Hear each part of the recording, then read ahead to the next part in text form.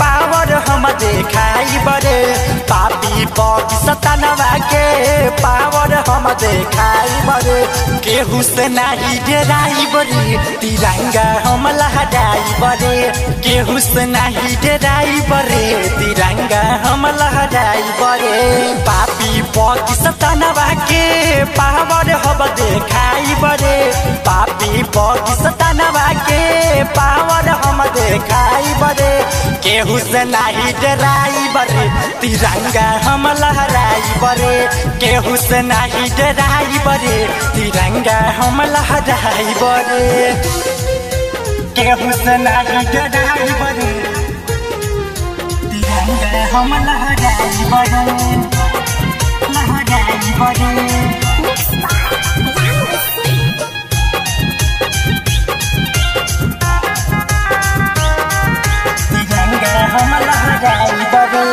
सबके बता देम बानी असली हिंदुस्तानी पापी पाकिस्तान के पियाई दे हम पानी सबके बता देम बानी असली हिंदुस्तानी पापी पाकिस्तान के पियाई दे हम पानी लेके तिरंगा हाथों में नारा जय हिंद के लगाई बरे लेके तिरंगा हाथों में नारा जय हिंद के लगाई बरे केहू से नाही डराई बरे तिरंगा हम लहराई बरे केहू से नाही डराई बरे तिरंगा हम लहराई बरे केहू से नाही डराई बरे तिरंगा हम लहराई बरे लहराई बरे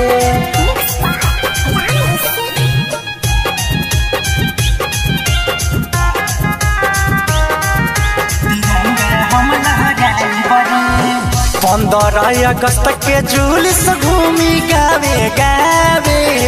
रवसन रीत के बात रामू से बतावे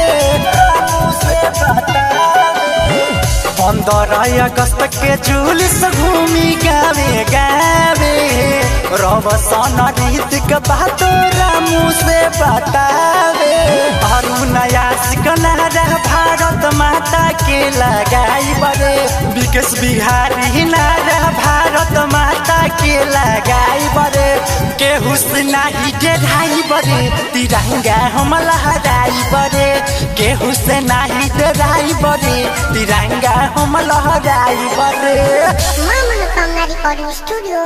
बकरी बाजार चक्की मोबाइल नंबर 8825156667।